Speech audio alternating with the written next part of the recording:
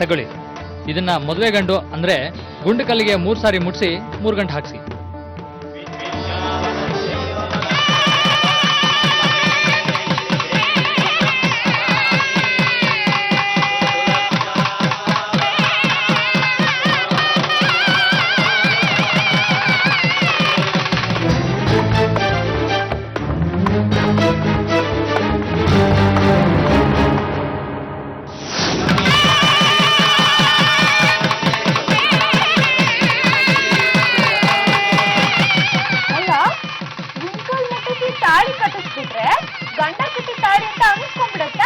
ನೋಡಮ್ಮ, ಒಂದು ಹೆಣ್ಣಿಗೆ ತಾಳಿ ಬೀಳೋದು ಮುಖ್ಯನೇ ಹೊರತು ಹೇಗೆ ಬೀಳುತ್ತೆ ಅನ್ನೋದು ಮುಖ್ಯ ಅಲ್ಲ.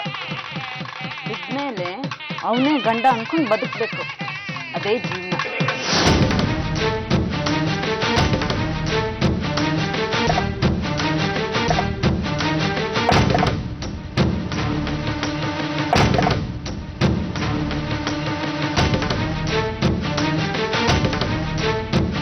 ಸಪ್ತ ಸಮಿದಃ ಕೃತಾಃ ದೇವಾಯಜ್ಞಂತನ್ಭಾನಾಃ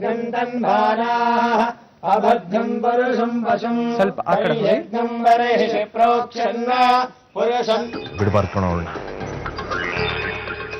ಮುಖ್ಯ ಬಿಡೋಣ.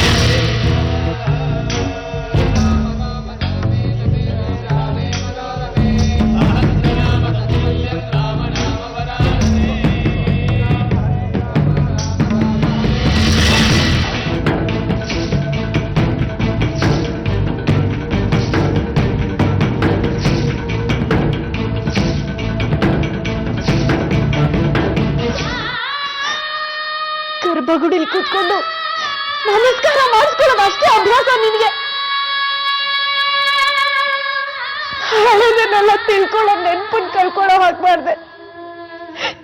ಯಾರಿಗೂ ಸಂಸಾರದಲ್ಲಿ ನನ್ನನ್ ಬಿಟ್ಟು ತಮಾಷೆ ನೋಡ್ದೆ.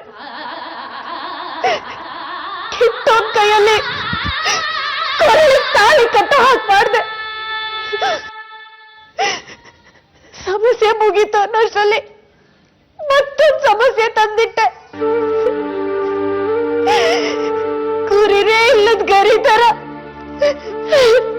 ನನ್ನ ಆಡಿಸ್ತಿದ್ದೆಲ್ಲ ದೇವ್ರೆ. ಇಷ್ಟಕ್ಕೂ ನಾನು ಮಾಡಿದ್ರೆ ತಪ್ಪಾದ್ರೆ ಏನು? ನನಗೆ ಯಾಕೆ ಈ ತರ ಶಿಕ್ಷೆ ಕೊಡ್ತಾ ಇದ್ಯಾ? ಅದನ್ನಾದ್ರೂ ಹೇಳು ದೇವ್ರೆ, ಅದನ್ನಾದ್ರೂ ಹೇಳು.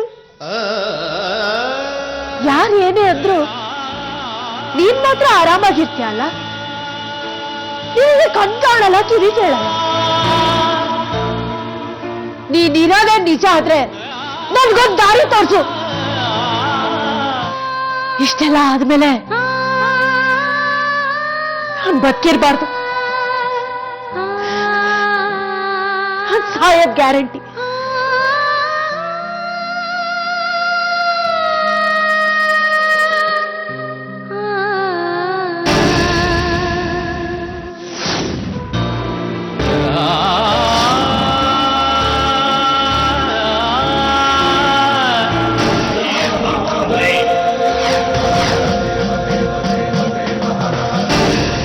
ನೀನು ನಿನಗೆ ಸಖಿಯೂ ಅಲ್ಲದಿದ್ದರೆ ಅನ್ಯರ್ಯಾರಿಲ್ಲವೈ?